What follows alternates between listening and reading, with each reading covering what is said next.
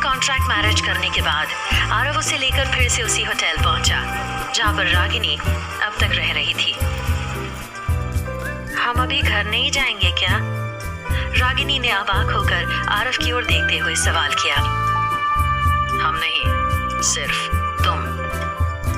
अभी तुमको यहीं रहना है जब तक तुम्हारी ट्रेनिंग नहीं हो जाती। आरव ने बेहद सीरियस लहजे में रागिनी को जवाब दिया। ट्रेनिंग? रागिनी चौंक कर आरव की तरफ देखने लगी। हाँ, ट्रेनिंग की जरूरत है तुम्हें। आरव ने रागिनी को ऊपर से नीचे तक देखते हुए कहा। ऐसे तो तुम्हें घर नहीं ले जा सकता ना, सबको शक हो जाएगा।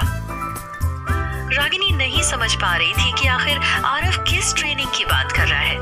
आरव रागिनी को लेकर सीधे होटल के भीतर पहुंचा जहां पर पहले से एक लड़की मौजूद थी।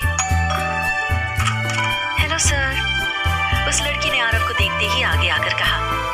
आई एम श्वेता। हाय। आरव ने उसे जवाब दिया और फिर उसने रागिनी की ओर देखते हुए कहा, ये यहाँ पर तुम्हारे साथ रहेगी। तुम्हारी ट्रेनिंग के साथ ये तुम्हारा ध्यान भी रखेगी। कोई भी जरूरत हो तो तुम इससे कह सकती हो। जी, रागिनी ने अपना सिर हिलाते हुए कहा।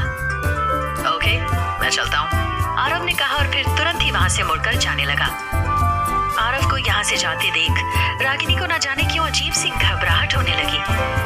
वो आरव को जाते हुए तब तक देखती रही जब तक वो उसकी नजरों से ओझल न हो गया।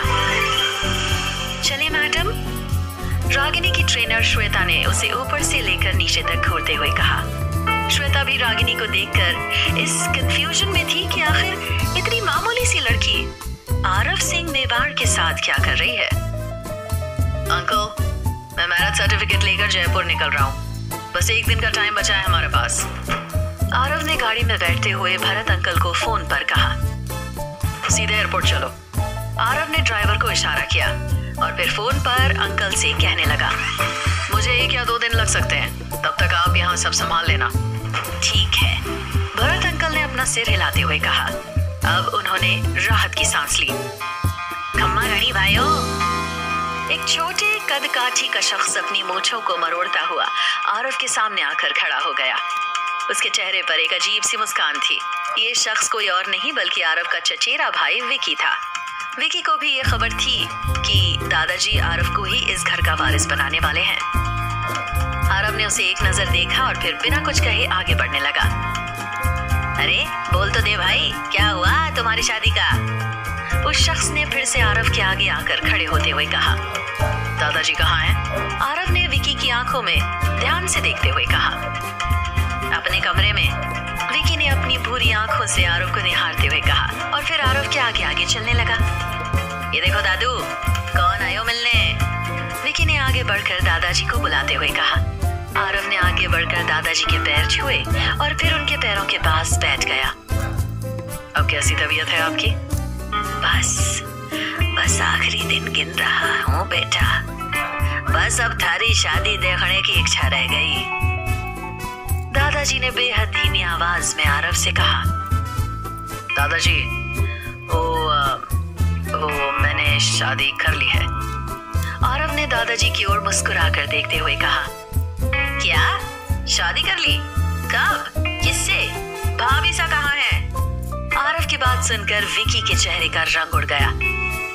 दादाजी, मैंने शादी कर ली है। ये मैं शादी का सर्टिफिकेट भी लाया हूँ, आप देख लीजिए।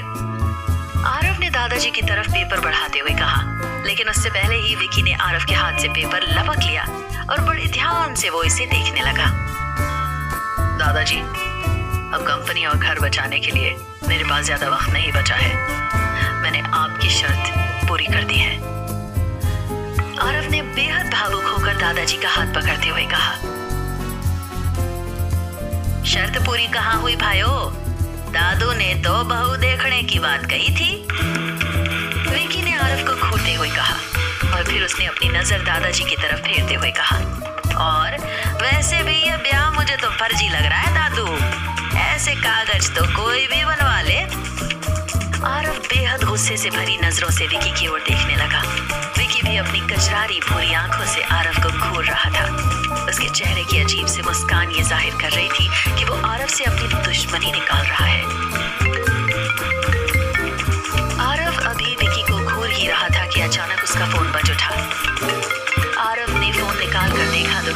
अननोन नंबर से कॉल आ रही थी।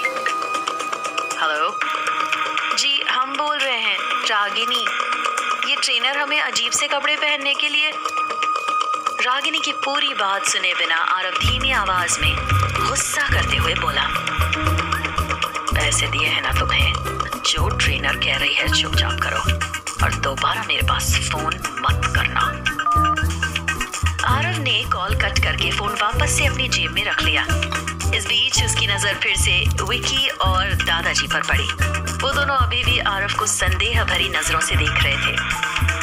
आरव इस वक्त काफी टेंशन में था।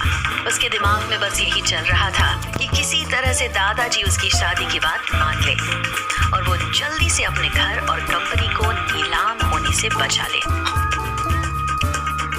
बैंक से तो हमें आज तक का टाइम मिला था, तो आप लोग आज ही यहाँ क्यों आ गए? भरत अंकल ने आरव के घर पहुंचकर बैंक के ऑफिसर्स से कहा, भरत जी, लग रहा है आपने बैंक का नोटिस ध्यान से नहीं पढ़ा। उसमें आज की डेट नीलामी के लिए लिखी हुई थी। आप तो जिम्मेदार लोग हैं, फिर भी इतनी लापरवाही। बैंक के ऑफिसर ने भरत अंकल से व्यंग्यात्मक लहजे में कहा, और एक बात और भरत जी, घर के साथ ही कंपनी की नीलामी भी आज ही होगी। बैंक ऑफिसर ने मुस्कुराते हुए कहा, लेकिन अभी हमें कोई नोटिस भी नहीं मिला। हम आज ही सारे पैसे वापस कर देंगे। आरव बस पैसों का इंतजाम करने ही गया है। भरत अंकल ने बेहद घबराते हुए कहा, अब कैसी नोटिस लेंगे भरत जी? घर से लेकर कंपनी तक न जाने कितनी नोटिस दे चुके हैं हम लोग, और अब पैसे लेने का टाइम खत्म, अब तो नीलामी का टाइम है। बैंक के ऑफिसर ने मुस्कुराते हुए कहा, चलो सारा सामान एक एक करके बाहर निकालो। उसके इतना कहते ही वर्कर्स ने घर का एक एक सामान बाहर निकालना शुरू कर दिया। आरव की पूरी फैमिली डरी सहमी हुई सी एक किनारे बैठी हुई थी। इस मुश्किल घड़ी में व्हील चेयर पर बैठी अनन्या और उसके ठीक बगल में खड़ी सारा की लाचार नजरें सिर्फ आरव को ढूंढ रही थी। अनन्या की आंखों से आंसू थमने का नाम नहीं ले रहे थे। उसने जब से अपना होश संभाला था, तब से उसकी सारी यादें इस घर से जुड़ी हुई थी। घर के हर एक कोने से उसे बहुत लगाव था। थोड़ी दूर पर आरव के पिता अजय सिंह मेवाड़ हमेशा की तरह बिल्कुल शांत थे, लेकिन आज उनकी आंखों में घर के नीलाम होने का दुख साफ नजर आ रहा था। अब तक बंगले के गार्डन एरिया में 50 लोगों की भीड़ जमा हो चुकी थी। इसमें से कुछ तो बैंक के ऑफिसर्स थे, जबकि अधिकतर लोग इस नीलामी में बोली लगाने के लिए यहाँ पहुंचे हुए थे। भरत अंकल के काफी देर तक बात करने पर भी वो लोग नहीं माने, तो उन्होंने आरव को कॉल करना शुरू किया, लेकिन बार बार आरव का नंबर नॉट रीचेबल बता रहा था। बस हमें थोड़ा सा और टाइम दीजिए, हम सारा पैसा लौटा देंगे। भरत अंकल ने अपने हाथ में फोन लेकर फिर से बैंक ऑफिसर से रिक्वेस्ट करते हुए कहा, नीलामी शुरू की जाए।